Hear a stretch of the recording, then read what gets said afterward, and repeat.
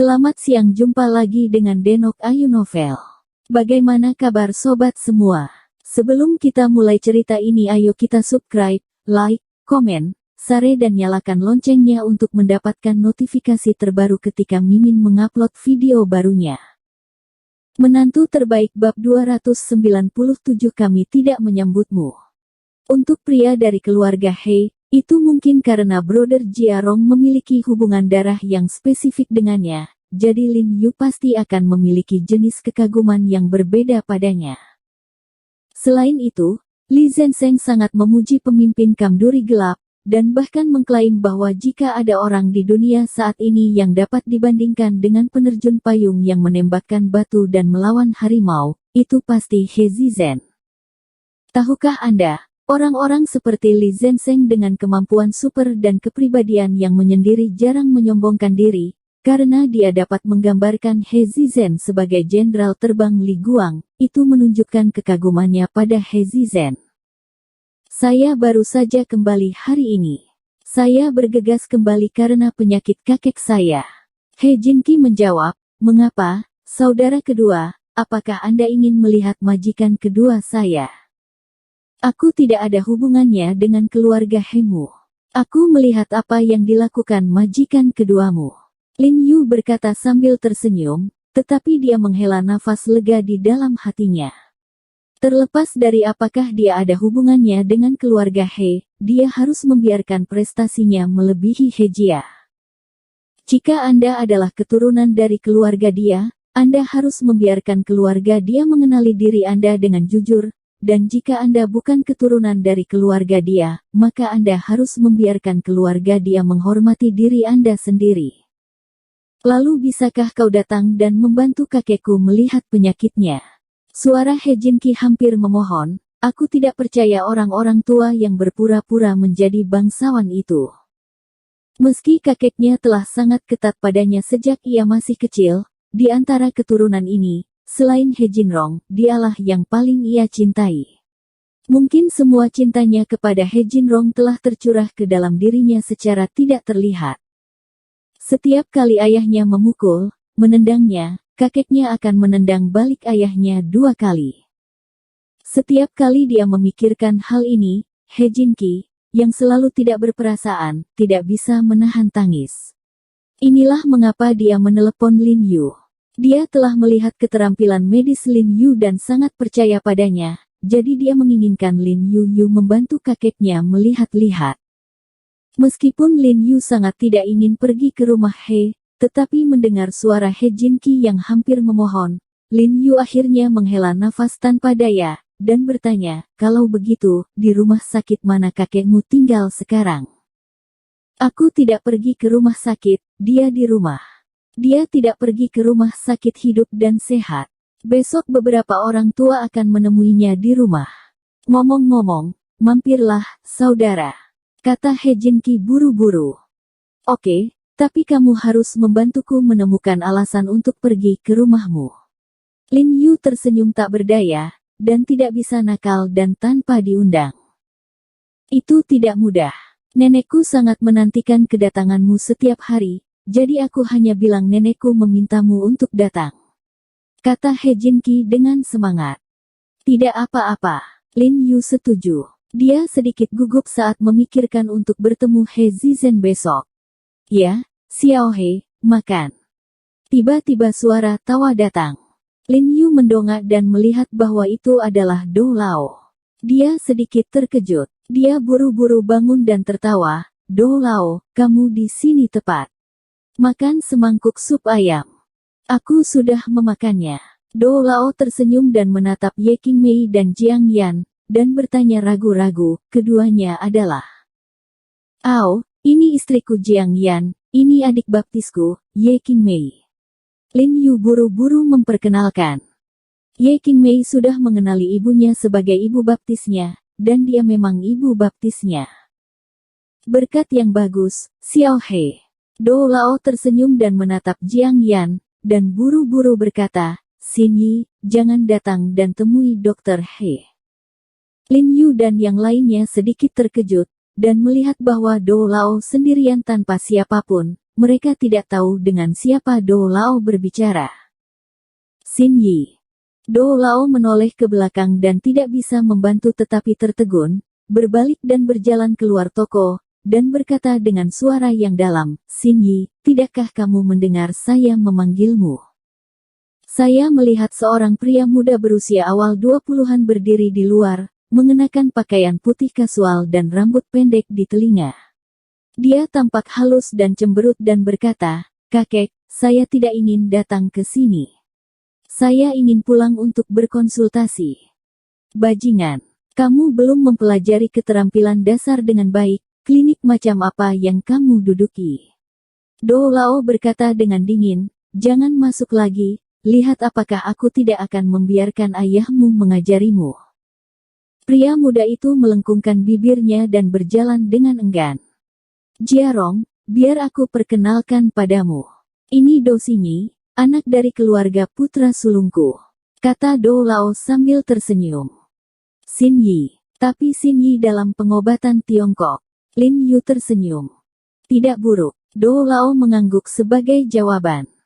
Promosi Xin Yi tentang penglihatan yang jernih memiliki arti yang dalam. Tampaknya Lao Do memiliki harapan yang tinggi untuk cucunya ini, kata Lin Yu sambil tersenyum. Ayo, cucu apa, aku perempuan. Jiang Yan buru-buru mendorongnya dengan tangannya, dan memberinya tatapan kosong, dan Lin Yu sedikit terkejut, dan melirik ke arah Do Xingyi yang tampan, sedikit terkejut. Hehe, Jiang Yan benar. Ini memang cucuku. Anak ini berdandan seperti tomboy sepanjang hari. Do Lao tersenyum tidak wajar. Dia juga tidak ada hubungannya dengan karakter cucunya. Jiarong, aku ingin kamu menerimanya sebagai murid, ikuti kamu untuk belajar sesuatu, kamu dapat melihat apakah kamu bisa. Do Lao tersenyum sedikit menyanjung, dan kemudian membelai dadanya dan berkata, jangan khawatir. Anak ini telah belajar kedokteran dengan saya sejak dia masih kecil. Dia memiliki bakat yang baik dan tidak akan pernah menyusahkan Anda. Ya, Lin Yu mengangguk dengan cepat. Dia kekurangan orang. Dia tidak berharap Lao Do memberi arang di salju. Dia secara alami mempercayai orang-orang yang dibudidayakan Do Lao. Aku memujanya sebagai guru. Do Xingyi mengerutkan kening dan melirik Lin Yu dan mencibir. Melihat Lin Yu masih sangat muda, matanya penuh dengan jijik, dan dia berkata dengan dingin, dia beberapa tahun lebih tua dariku. Mengapa aku harus menyembahnya sebagai guru? Siapa yang memberitahu Anda bahwa pengobatan Tiongkok ditulis berdasarkan usia? Saya katakan, dokter dia berbakat, tua dan muda, dan sangat ahli dalam keterampilan medis. Jangankan saya, bahkan jika Anda melihat seluruh ibu kota, hanya sedikit orang yang dapat menandinginya. Tuan He menerima Anda sebagai murid. Itu kehormatanmu. Do Lao mengutuk Do Xingyi dengan wajah tenang. Potong, tidak jarang. Do Xingyi tidak mempercayainya. Dia belajar pengobatan China di usia muda. Dia tahu bahwa pengetahuan tentang pengobatan China sangat besar dan butuh waktu untuk menumpuk.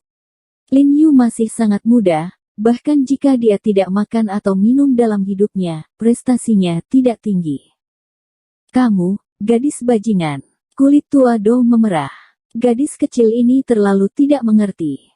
Dengan kemampuan Lin Yu, hanya mengajarinya beberapa keterampilan unik sudah cukup baginya untuk menjadi terkenal.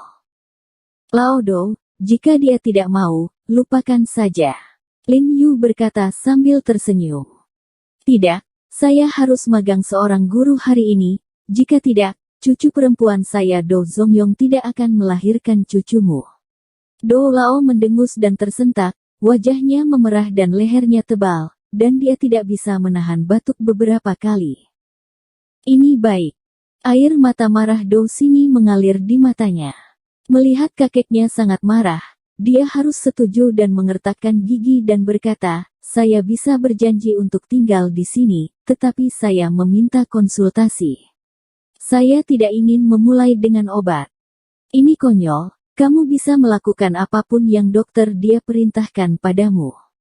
Bagaimana kamu bisa memiliki kekuatan untuk memilih? Tegur Do Lao dengan marah. Tidak apa-apa, biarkan dia duduk untuk konsultasi, kebetulan aku kekurangan orang di sini. Lin Yu dengan senang hati setuju karena Lao Do telah mengajarinya sejak dia masih kecil, levelnya seharusnya tidak buruk, dan tidak ada masalah untuk mendiagnosis penyakit atau bencana kecil. Jiarong, kalau begitu aku ingin mengucapkan terima kasih banyak. Mulai besok, gadis ini akan datang bekerja denganmu, menurutmu tidak apa-apa? Kata Do Lao sambil tersenyum.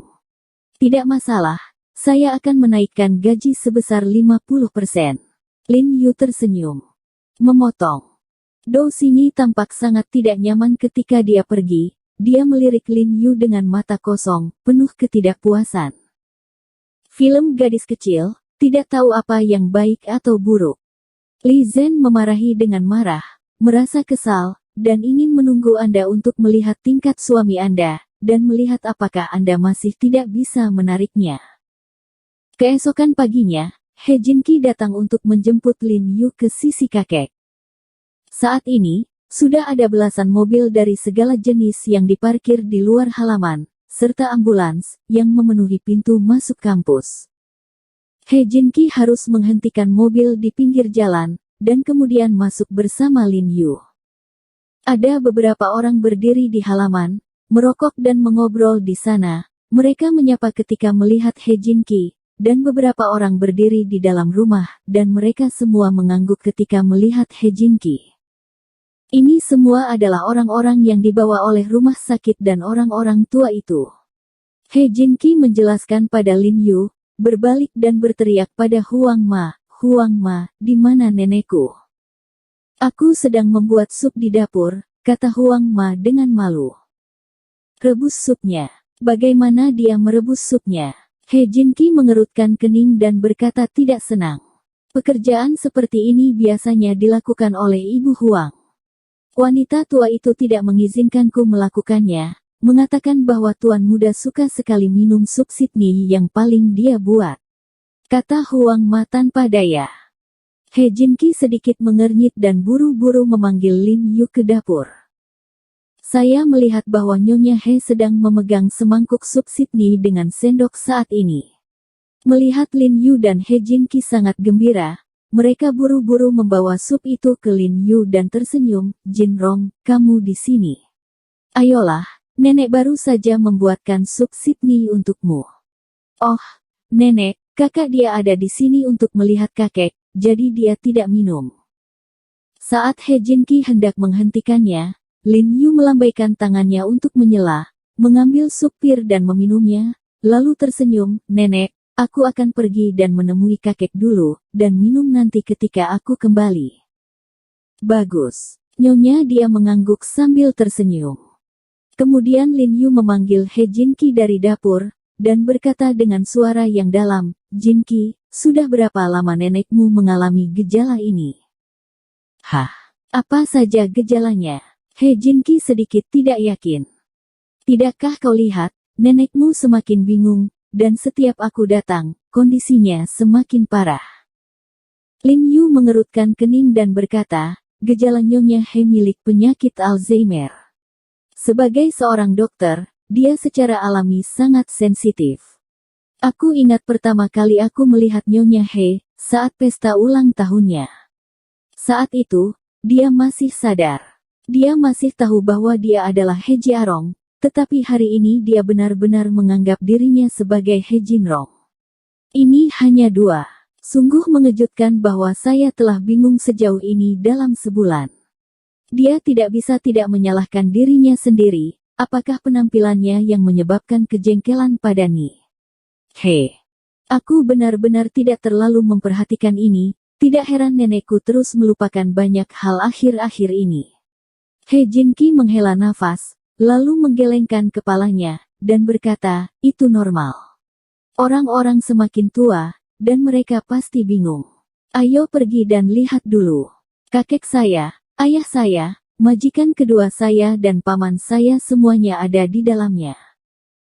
Setelah Lin Yu mengikuti He Jinqi ke atas, ada sekelompok besar orang berdiri di kamar tidur, beberapa di antaranya adalah dokter berambut abu-abu, baik pengobatan China maupun Barat, dan Dou Lao di antara mereka.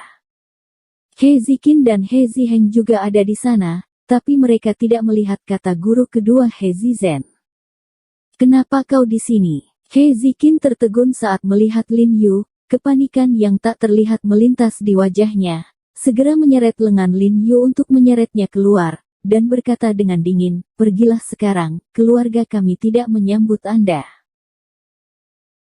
Bersambung. Terima kasih kepada kalian yang telah menonton video ini. Jangan lupa tekan tombol subscribe-nya dan nyalakan notifikasinya untuk mendapatkan video-video seru lainnya dari Denok Ayu Novel.